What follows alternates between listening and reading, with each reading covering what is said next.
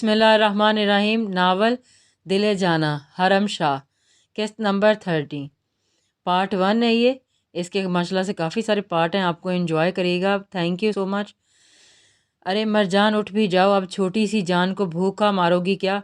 किसी ने मरजान का कंधा हिलाकर कहा तो मरजान ने हल्की सी आंखें खोली, लेकिन सर में उठने वाले दर्द पर जल्दी से वापस अब आंखें बीच गई थी।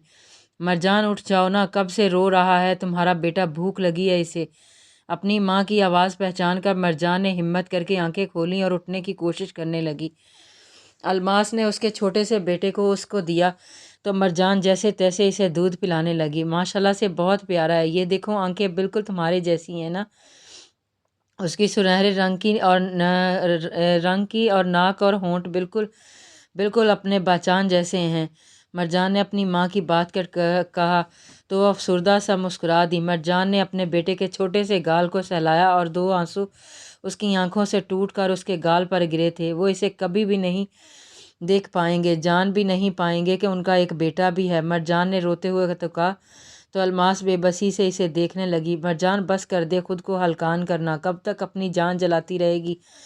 उसकी याद में अलमास ने अपनी बेटी की हालत देखकर तड़पते हुए कहा, पिछले 9 माह से उन्होंने इसे एक बार भी मुस्कुराते नहीं देखा था। अपनी आखिरी सांस तक अम्मा आखिरी सांस तक मरजान ने इतना कहकर अपने बेटे को देखा जिसका पेट भर चुका था। इसने इसे एहतियात से सीने से लगाकर डकार दिलवाना चाहा, लेकिन फिर उसकी छोटी सी गर्दन में अपना चेहरा छुपाकर सिसक कर रो दी। अरे अरे, ये सबको यहाँ बेबी दिखाने लाया हूँ और ये इमोशनल सीन है नहीं।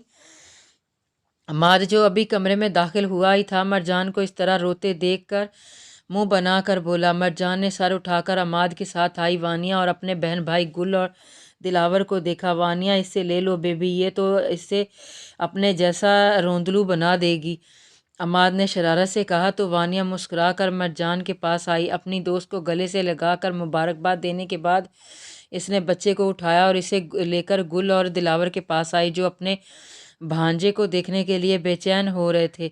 माशाल्लाह कितना प्यारा है ना, ये बिल्कुल मेरे जैसा लगता है, गुल ने इसे बाहों में लेते हुए कहा। अपनी शक्ल देखो और उसकी देखो, कहाँ तुम चुड़ैल और कहाँ ये कोकाफ का शहजादा, दिलावर ने शरारत से कहा तो गुल ने मुंह बना लिया।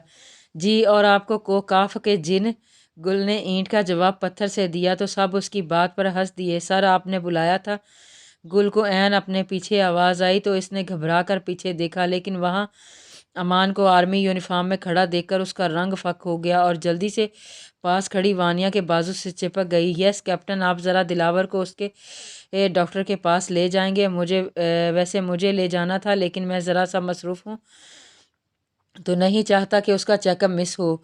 अमान ने फ़ौरन हाँ में सर हिलाया और दिलावर को साथ आने का इशारा किया। गुल, तुम भी साथ चलो, दिलावर ने शरारत से कहा था। वो जानता था कि उसकी बहन अमान से बहुत डरती है, ख़ास तौर पर तब जब वो आर्मी यूनिफॉर्म में होता था। उसका फ़ौजियों का डर अभी भी जूं का तूं कायम था। नहीं नहीं, मैं नहीं, क्यों जाऊं, बीमार आप हो लाला, मैं नहीं, गुल ने वानिया के पीछे से अमान को देखते हुए सहम कर कहा। तो अमान सर्द आह भर कर रह गया।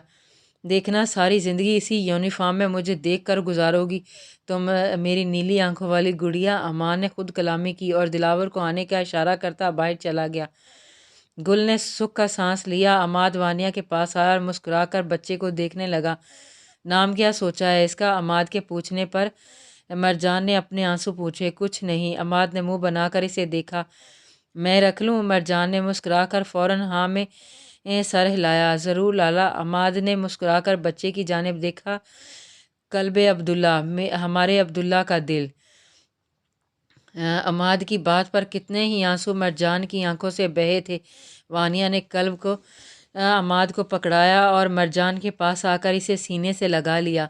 सब ठीक हो जाएगा मरजान, देखना सब ठीक हो जाएगा। वानिया ने बेबसी से अमाद की जानिब देखा, जैसे नज़रों से ही इसे इल्तिजा कर रही हो कि कुछ करें।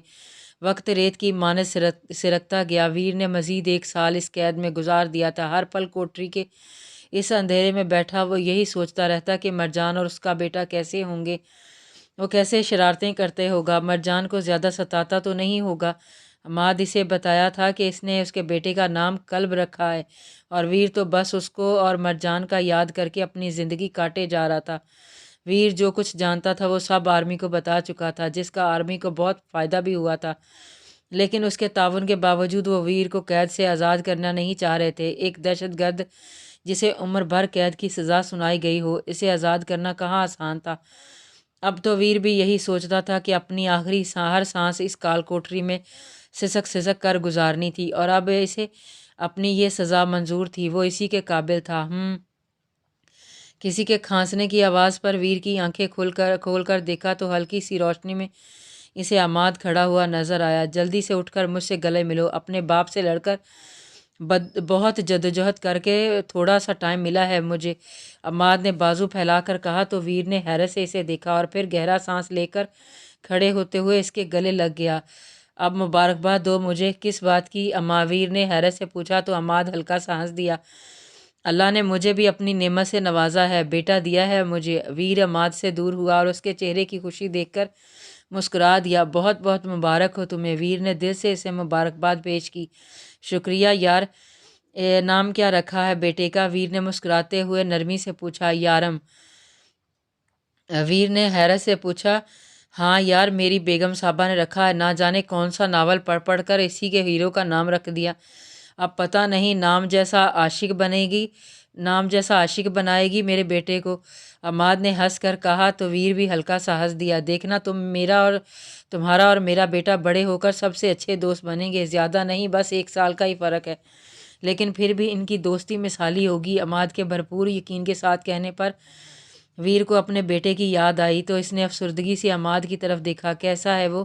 ویر کے آہستہ سے پوچھنے پر عماد مسکرا دیا۔ بہت شرارتی، جب سے اسے پیر لگے نا خود ایک پل سکون کرتا ہے نہ مرجان کو کرنے دیتا ہے، بس سارا دن اسے اپنے پیچھے بھگاتا رہتا ہے۔ عماد نے ہلکا سا ہنس کر ویر کی جانب دیکھا، لیکن اس کے چہرے پر افسردگی دیکھ کر اس کا کندھا تھام گیا۔ ایک دن تم بھی ان کے ساتھ ہوگے عبداللہ، ان کی خوشیوں میں شامل۔ ویر نے فوراً انکار میں سر ہلایا۔ ان کی دنیا میں میری کوئی جگہ نہیں۔ عماد نے اسے مزید کچھ کہنا چاہا لیکن باہر کھڑے سپاہی کے دروازہ کھٹکھٹانے پر گہرا سانس لے کر رہ گیا۔ ایک تو یہ قسم سے میرا باپ جنرل نہ ہوتا تو کب کا نوکری سے نکال چکے ہوتے یہ لوگ مجھے، عماد نے ہنستے ہوئے کہا اور اپنا ہاتھ ویر کے کندھے پر رکھا۔ میں سب ٹھیک کر دوں گا ویر، بس مجھے وقت چاہیے۔ عماد کی تسلی پر ویر نے کوئی جواب نہیں دیا۔ عماد آخری نگاہ اس پر ڈالتا وہاں سے چلا گیا اور ویر پھر سے دیوار کے ساتھ بیٹھ کر ٹیک لگا گیا۔ دل میں اپنے بیٹے کو دیکھنے کی حسرت پیدا ہو رہی تھی، اس کی شرارتیں، اس کی اٹکیلیوں کا حصہ بننے کی حسرت، لیکن حسرتیں بھی کبھی پوری ہوا کرتی ہیں۔ جنرل شاہ میر پریشانی کے عالم میں اپنے دفتر میں ٹہل رہے تھے۔ انہوں نے عماد کو اپنے پاس بلایا تھا لیکن ابھی تک وہ وہاں نہیں آیا تھا۔ میں آئی کم ان سر؟ عماد کی آواز پر انہوں نے بے چینی سے دروازے کی جانب دیکھا اور ہاں میں سر ہلایا۔ عماد نے اندر آ کر مخصوص انداز میں انہیں سلوٹ کیا، لیکن ان کے چہرے پر پریشانی دیکھ کر پریشان ہوا۔ کیا ہوا بابا، سب ٹھیک تو ہے؟ جنرل شاہ میر نے انکار میں سر ہلا دیا۔ سب ٹھیک نہیں ہے عماد، یہ دیکھو۔ انہوں نے میز پر پڑا لیپ ٹاپ عماد کی جانب گھمایا جس پر ایک ویڈیو چل رہی تھی۔ اس ویڈیو میں ایک بچہ بری طرح سے رو رہا تھا جبکہ ایک نقاب پوش اس کی گردن پر چاقو رکھے اس کے پیچھے کھڑا تھا۔ کرنل صاحب، اگر بیٹے کی جان پیاری ہے تو فوج سے کہو کہ جو دہشت گرد ویر ان کی گرفت میں ہے اسے ہمیں دے دیں، ورنہ۔ اتنا کہہ کر نقاب پوش نے چاقو بچے کی گردن پر مزید مضبوطی سے رکھا تو بچہ سسک سسک کر رونے لگا اور ساتھ ہی وہ ویڈیو ختم ہو گئی۔ یہ سب کس نے؟ کرنل جواد کے بیٹے کو اغوا کر لیا اور بدلے میں ویر کو مانگ رہا ہے، شاید ساتھ ایڈریس بھی بھیجا ہے انہوں نے جہاں ویر کو لانے کا کہا ہے۔ جنرل شاہ میر نے ایک پرچی عماد کو دیتے ہوئے کہا، جہاں خیبر پختونخوا کے ایک علاقے کا پتہ تھا۔ اگر ہم نے ان کی بات نہ مانی تو وہ کرنل کے بیٹے کو نہیں چھوڑیں گے۔ عماد نے پریشانی سے اپنا ماتھا سہلایا۔ تمہیں کیا لگتا ہے عماد، وہ لوگ ویر کو چھڑوانا چاہ رہے ہیں؟ عماد نے فوراً اپنا سر انکار میں ہلایا۔ وہ جانتے ہیں کہ ویر بہت سے رازوں جانتا ہے اور فوج اتنے سارے دہشت گردوں کو پکڑنے اور مارنے میں کامیاب ہوئی ہے تو ویر کی وجہ سے، جس نے ان کے بارے میں بتایا، وہ اسے راستے سے ہٹانا چاہتے ہیں۔ عماد کی بات پر جنرل شاہ میر بھی کافی پریشان ہوئے۔ کیا فیصلہ لیا جا رہا ہے اس بارے میں؟ عماد نے اضطراب سے پوچھا۔ وہ لوگ ویر کو انہیں دینے کے بارے میں سوچ رہے ہیں۔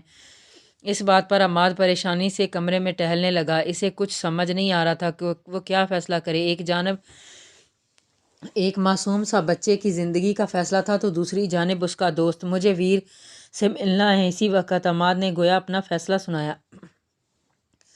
تم جانتے ہو عماد، تمہارا ان سے ملنا کتنا ڈینجرس ہے۔ اگر آرمی کو پتہ چلا کہ تم اپنی اینٹی ظاہر کر رہے ہو تو تمہیں نوکری سے نکال دیا جائے گا۔ جانتا ہوں، مجھے پرواہ نہیں، عماد نے سنجیدگی سے کہا۔ ویسے بھی اگر آپ جنرل ہو کر اتنا نہیں سنبھال سکتے تو فائدہ جنرل ہونے کا۔ اتنا کہہ کر عماد وہاں سے چلا گیا اور جنرل شامی گہرا سانس لے کر فون ملانے لگے۔ اب انہیں اپنے بیٹے کی مان کر اس کی ملاقات بھی تو کوانی تھی ویر سے۔ عماد ہیڈ کوارٹر سے سیدھا اس جیل میں آیا جہاں ویر کو رکھا گیا تھا۔ سپاہی نے اسے دیکھتے ہی جیل کا دروازہ کھول دیا تو عماد جلدی سے اس کوٹری میں داخل ہوا۔ پریشانی سے ویر کو دیکھا جو آنکھیں موندے فرش پر بیٹھا تھا۔ اس کی آہٹ پر آنکھیں کھول کر ویر نے اسے دیکھا اور ہلکا سا مسکرا دیا۔ کافی جلدی واپس ملنے نہیں آ گئے؟ تم ابھی چند دن پہلے ہی تو آئے تھے۔ عماد ضبط سے اپنی آنکھیں موند گیا۔ اسے سمجھ نہیں آ رہا تھا کہ وہ ویر کو سب کیسے بتائے۔ کیا بات ہے آخر ویر نے ہی پوچھا تو عماد نے ہمت کی اور ساری بات ویر کو بتا دی، جسے سن کر ویر بھی گہری سوچ میں ڈوب گیا تھا۔ تمہیں کیا لگتا ہے کون ہیں یہ لوگ؟ کچھ سوچ کر ویر نے انکار میں سر ہلایا۔ نہیں جانتا، جس کے بارے میں جانتا تھا میں نے سبھی بتا چکا ہوں۔ اس بات پر عماد نے پریشانی سے اپنے چہرے پر ہاتھ پھیرا۔ آرمی تمہیں ان کو دینے کا سوچ رہی ہے۔ اس بات پر ویر کے ہونٹوں پر ہلکی سی مسکراہٹ آئی۔ اچھی بات ہے، اچھی بات ہے، پاگل ہو گیا تم ویر، وہ تمہیں مار دیں گے۔ جانتے ہو نا تم نے ان کے راز کھول کر غداری کی ہے ان کے ساتھ، اور سزا تم جانتے ہو، پھر بھی یہ کہہ رہے ہو؟ عماد اس کی بات کاٹ کر غصے سے چلایا۔ تو کیا چاہتے ہو تم؟ ویر نے سنجیدگی سے پوچھا۔ مجھے نہیں پتا، لیکن میں تمہیں یوں بلی کا بکرا نہیں بننے دوں گا۔ بھگا دوں گا، تمہیں دور بھیج دوں گا جہاں تم پھر سے جی سکو گے۔ عماد کی بات پر ایک طنزیہ مسکراہٹ ویر کے ہونٹوں پر آئی تھی۔ اور اس بچے کا کیا؟ وہ آرمی کی ذمہ داری ہے، تمہاری نہیں۔ ہم کچھ نہ کچھ کر کے اسے بچا لیں گے۔ عماد نے حل نکالا۔ نہیں عماد بنگش، تم ان لوگوں کو نہیں جانتے۔ جو وقت انہوں نے دیا ہے، اس سے ایک پل کی دیری وہ اس بچے کو مار دیں گے اور پھر نیا شکار ڈھونڈنے نکل پڑیں گے۔ ویر نے اسے اس بچے کے انجام سے آگاہ کیا۔ تو کیا کروں ویر، تمہیں یوں مرنے کے لیے چھوڑ دوں؟ عماد کے سوال پر ویر ہلکا سا مسکرا کر اپنی جگہ سے اٹھا، خود ہر بندی زنجیروں کو ساتھ گھسیٹتے اس کے پاس آیا۔ میری زندگی کا کوئی مقصد نہیں عماد، میں ہوں یا نہ ہوں اس سے کوئی فرق نہیں پڑتا، لیکن وہ بچہ تمہاری قوم کا سرمایہ ہے، میرے بدلے اس کی جان گنوانا بہت بڑی بے وقوفی ہے۔ ویر ایک پل کو رکا، پھر ہلکا سا ہنسا۔ ویسے بھی میں کوئی نیک فرشتہ نہیں ہوں جو میری پرواہ کی جائے، میں گناہ گار ہوں عماد، اور گناہ گار کو سزا ملتی ہے۔ عماد نے نم آنکھوں سے اس کی جانب دیکھا۔ اور مرجان کا کیا؟ تمہاری اولاد کا کیا؟ اسے یتیم کرنا اس کے ساتھ زیادتی نہیں؟ مرجان اس لیے زندہ ہے کہ وہ جانتی ہے تم زندہ ہو، اگر تمہیں کچھ ہو گیا تو کیا ہوگا اس کا؟ ویر عماد کے سوالوں کا ویر کے پاس کوئی جواب نہیں تھا۔ میں ایسا نہیں ہونے دوں گا، تم تیار رہنا ویر، میں تمہیں یہاں سے بھگا دوں گا۔ اتنا کہہ کر عماد وہاں سے جانے لگا۔ نہیں عماد، میں نہیں بھاگوں گا۔ پہلے بھی اگر بھاگنے کی بجائے بہادری دکھائی ہوتی تو اپنے باپ کا بدلہ لینے کی بجائے ان کے لیے انصاف تلاش کیا ہوتا تو آج میں یہاں نہیں ہوتا۔ اب میں پھر سے نہیں بھاگوں گا۔ عماد نے پلٹ کر ویر کو دیکھا۔ وہ جانتا تھا کہ وہ کچھ بھی کر لے، ویر اپنی بات سے پلٹنے والوں میں سے نہیں تھا۔ اب اسے کسی نہ کسی طریقے سے اپنے دوست کی حفاظت کرنی تھی۔ مرجان لٹاتی نگاہوں سے اپنے 1 سالہ بیٹے کلب کو دیکھ رہی تھی جو دلچسپی سے بیڈ پر سوئے یارم کو دیکھنے میں مصروف تھا۔ ابھی کچھ دیر پہلے ہی وہ وانیہ سے ملنے اس کے گھر آئی تھی۔ ایسا کر کے اس کی اپنی تنہائی بھی دور ہوتی تھی اور کلب بھی یارم کے ساتھ بہت خوش رہتا تھا۔ کلب نے یارم کی بند آنکھوں کو پلکوں کو چھوا تو مرجان مسکرا دی۔ اس کا بیٹا ہی تو اس کے جینے کا سہارا تھا، اگر وہ بھی نہ ہوتا تو شاید مر جاتی۔ مرجان سسک کر مر جاتی۔ کیا سوچ رہی ہو؟ وانیہ جو یارم کے پاس ہی نیم دراز تھی مسکرا کر پوچھنے لگی۔ سوچ رہی ہوں اگر اللہ مجھے کلب نہ دیتا تو میرا کیا بنتا؟ مرجان کی بات پر وانیہ کے ماتھے پر بل آئے۔ کیوں نہ دیتا اللہ تعالیٰ اسے تمہیں؟ مرجان اولاد ہی ہمارے لیے سب کچھ ہوتی ہے، خدا نے نعمت سے نوازا ہے تو اس کا شکر ادا کرو، وانیہ نے ایسے سمجھایا۔ ہاں وانیہ، اولاد بہت بڑی نعمت ہے، لیکن ان کے بغیر زندگی خالی اور بے مقصد ہے جس کی کمی کوئی پوری نہیں کر سکتا۔ یہ بات کہتے ہوئے مرجان کی آنکھوں میں آنسو آئے تو وانیہ نے اس کے ہاتھ پر اپنا ہاتھ رکھا۔ میں سمجھ سکتی ہوں مرجان، وانیہ نے نرمی سے اس کا ہاتھ دبا کر کہا، پھر مسکرا کر کلب کو دیکھا جو सोए हुए यारम की आंखें खुलने की कोशिश कर रहा था। वो सोया हुआ है ना, खाला की जान अभी नहीं उठेगा, वानिया ने प्यार से कल्ब को बताया। तो कल्ब ने अपनी बड़ी बड़ी सुनहरी आंखों से वानिया को देखा और फिर एक थप्पड़ यारम के मुंह पर मारा, जिससे यारम बलबला कर रोने लगा। कल्ब मरजान ने अपने बेटे की हरकत पर हैरत से इसे देखते हुए कहा और फिर इसे अपने बाहों में उठा लिया। बेबी अत्ता, कल्ब ने यारम की जानिब इशारा करते हुए कहा। तो उसकी बात समझकर वानिया कहका लगाकर हंस दी, यानी वो इसे थप्पड़ मारकर उठाने में कामयाब हुआ था। बहुत तेज़ होता जा रहा है ये, मड़ा लगता है रस्सी से बांधना पड़ेगा इसे, मरजान ने मसनूई गुस्से से कल्ब को घूरते हुए कहा। तो वो माँ के गुस्से पर सहम कर उसके सीने से लग गया। मरजान ने मुस्कुराकर इसे खुद से लगाया और आंखें मूंद गई। पता नहीं मेरा शहजादा बड़ा होकर क्या गुल खिलाएगा, आखिर अमाद बंगश का बेटा है ये भी, वानिया ने यारम को देखते हुए कहा, जो अभी भी मुंह बनाकर रो रहा था, जैसे खुद हर हुआ जुल्म बयान करना चाह रहा हो। मरजान वानिया की बात पर हंस दी तो वानिया भी मुस्कुरा दी। तभी अमाद परेशानी की आलम में कमरे में दाखिल हुआ। लो, अमाद भी आ गए, वानिया ने अमाद को देखते हुए कहा। तो मरजान ने अपना दुपट्टा ठीक किया और अमाद को देखकर मुस्कुरा दी। अस्सलाम वालेकुम लाला, कैसे हैं आप? अमाद ने हाँ में सर हिलाकर जवाब दिया और बस दिल ही दिल में दुआ करने लगा, मरजान वीर के बारे में मत पूछिए, क्योंकि इसमें झूठ बोलने की सकत बाकी नहीं थी। आए ज़रा देखें, आज आपके बेटे ने ना उठने पर थप्पड़ खाया है बड़े भाई से। वानिया की बात पर मरजान हल्का सा हंसी, जबकि कल्ब अमाद को देखते ही उसकी गिरफ्त में मचलने लगा। मरजान ने इसे छोड़ा तो वो डगमगाते कदम उठाता अमाद के पास गया और उसके सामने अपनी बाहें फैलाने लगा। माँ, मरजान ने अपने अमाद के लिए मामू सिखाया था, जो इससे बोला नहीं जाता था तो वो इसे मामा ही बुलाता पाता था। अमाद ने झुककर इसे बाहों में उठा लिया। मामा, बाबा, कल्ब ने बाहर की जानिब इशारा करते हुए कहा, लेकिन उसके मुंह से बाबा सुनकर अमाद की बस हुई थी। इसे लगा वो इस बच्चे से इंसाफ नहीं कर पाएगा। वो लड़की जिसे इसने अपनी छोटी बहन कहा था, इसे उसकी खुशियां नहीं दिला पाएगा। अमाद ने कल्ब को मरजान की गोद में दिया और ख़ुद वहाँ से चला गया। वो एक पल के लिए भी मरजान और कल्ब का सामना नहीं कर सकता था। इन्हें क्या हुआ? वानिया ने हैरत से पूछा। तो मरजान ने अपने कंधे उचक दिए। वो नहीं जानती थी उसकी ज़िंदगी में क्या तूफ़ान आने वाला था, लेकिन अमाद इन तूफ़ानों की आमद से वाकिफ़ था। वो अपनी बहन को यूं उजड़ते देखना इसकी बर्दाश्त से बाहर था। सारे इंतज़ामात मुकम्मल किए जा चुके थे। वीर को चंद फौजियों के साथ इस जगह रवाना कर दिया गया था जहां इसे लाने का कहा गया था। सारा रास्ता वीर यही सोचता रहा कि आज उसका किस्सा भी ख़त्म हो जाएगा, वो इसी राह पर मरेगा जो इसने चुनी थी, जो इसने बोया था। आज इसे काटने का वक़्त आ चुका था, लेकिन वीर को उसका कोई गम नहीं था, वो इसी काबिल था। अचानक गाड़ी रुकी और एक सिपाही वीर के हाथों में हथकड़ी पहनाने लगा। वीर ने गहरी निगाहों से इसे देखा। तुम्हें पहले कहीं देखा है?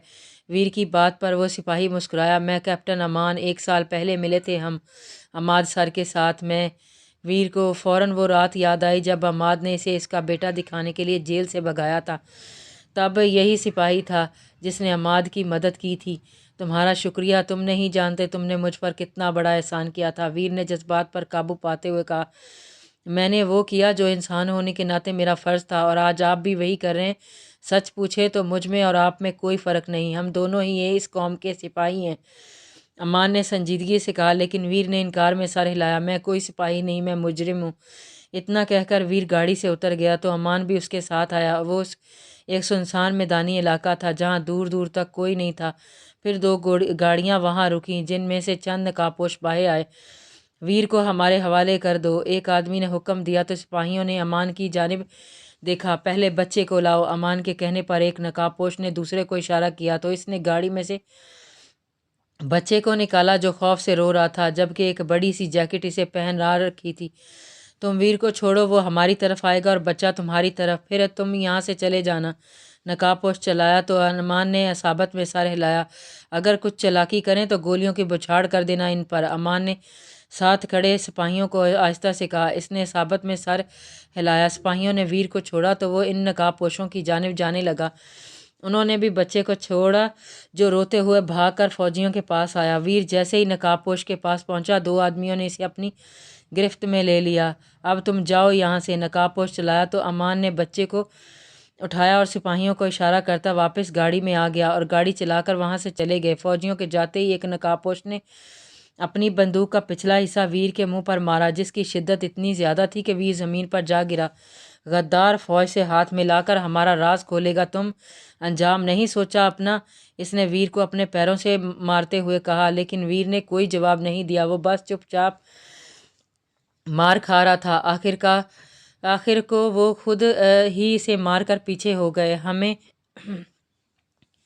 اسے یہاں سے لے جانا چاہیے اس سے پہلے کہ فوج یہاں واپس آ جائے، ایک نقاب پوش نے کہا۔ نہیں، یہ غدار ہمارے ساتھ نہیں جائے گا۔ اگر فوج واپس آیا تو انہیں بس اس کی لاشیں ملیں گی۔ اتنا کہہ کر اس نقاب پوش نے اپنی بندوق کی نوک ویر کے ماتھے پر رکھ دی۔ کوئی آخری خواہش؟ کون ہو تم؟ ویر نے فوراً اپنی آخری خواہش ظاہر کی تو اپنے نقاب پوش ہنسنے لگے۔ بھول گئے ہمیں ویر؟ تمہارے ہی ساتھی تھے ہم، جنہوں نے تمہیں اپنا سردار چنا، تمہیں ایسی طاقت سمجھا جو کٹ تو سکتا تھا لیکن جھک نہیں سکتا تھا، مگر آج تم جھک گئے۔ ویر کمزور نکلے تم، بہت کمزور، اور کمزور انسان کی ہم میں کوئی جگہ نہیں۔ ویر نے ایک نظر سب کو دیکھا اور پل بھر میں انہیں پہچان گیا۔ وہ اس کے ہی ساتھی تھے جو شاید کسی طرح اس حملے سے بچ گئے تھے جو فوج نے کیا تھا۔ اب وہ نئے ساتھی بنا کر طاقتور ہو کر آئے تھے۔ ٹھیک ہے، دے لو کوئی سزا، معافی کی مجھے چاہ بھی نہیں ہے۔ اتنا کہہ کر ویر آنکھیں موند گیا۔ اپنے بچے اور مرجان کا معصوم چہرہ اس کی آنکھوں کے سامنے آیا۔ انہیں آنکھوں میں بسا کر وہ دنیا سے رخصت ہونے کو تیار تھا۔ بندوق کی نوک شدید سختی سے ویر کے ماتھے پر رکھی گئی اور پھر گولی چلنے کی آواز آئی، فضا میں گونجی۔ کنٹینیو جاری ہے۔